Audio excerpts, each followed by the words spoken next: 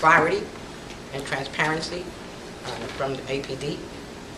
We need to get, some of us, I know I do have to do catch up as far as details on different things that are going on and have gone on, just so that we know, without information we can't give advice. So we have to be clear as to what exactly we're expected to do from APD's perspective and also from the community's perspective. Okay, to me the main thing is transparency. Okay, and if we're going to establish trust between APD and the community, there has to be open dialogue, and both sides have to be willing to have that open dialogue, even no matter how. If you disagree with it, or if you don't want to talk about it, or whatever it is, you still have to have that dialogue. We're an advisory board. We're not a board that's involved with hiring or firing of police officers, or someone mentioned to me parking tickets. So, we're just an advisory board.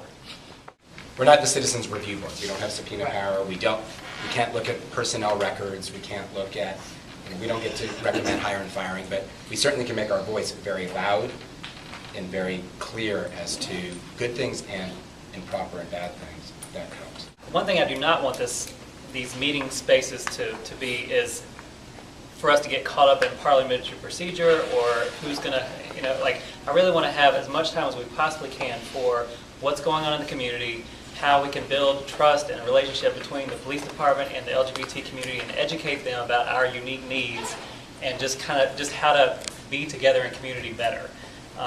So I just want to put that out there as let's try to structure the meetings and the use of our time so that we can maximize that kind of discussion. To rebuild trust with the police department. Mr. Lax brought up earlier that there used to be a committee that worked very closely with community organizations and the police department, and that was a while back, and there really hasn't been much communication between the community at large and the police department in years, and I think the Eagle Raid kind of shone the spotlight on what's happening. There are a lot of things going on in the community that I think this committee needs to be aware of. There's certainly been some murders recently. There's concern about roadblocks, and most importantly, there's still issues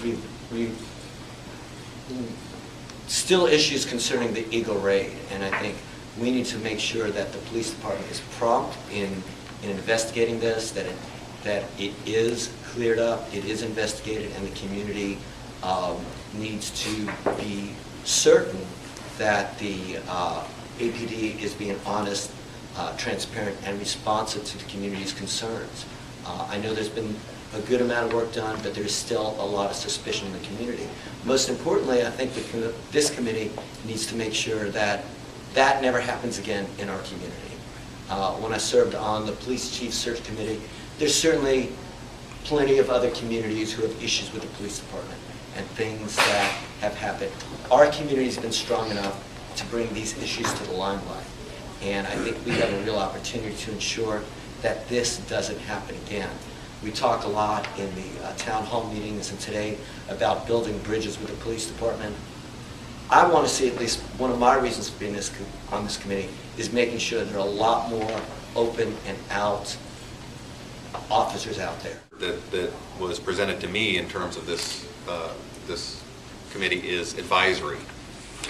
We don't have any statutory power, and as has been said, we aren't the Citizen Review Committee. I think it would be great if we did have potentially more of that options, but that option is out there for people to take advantage of in another forum.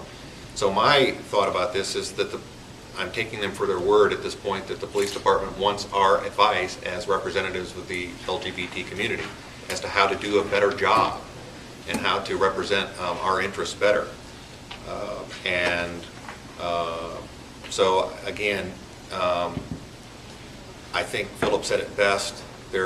My advice to them is to be transparent, as Betty said, to address, I think, issues that are really concerning us at this point. Certainly the Danny Lee Harris situation, the Eagle raid, that needs to be resolved. We've got to have these issues on the table, and we need to hear from the public in terms of what their concerns are so that we can pass that information on to Officer Powell so that Officer Powell can be a more effective liaison.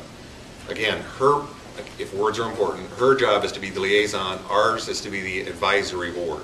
And I think it's important to keep those particular words in mind as we clarify what it is that we want to accomplish.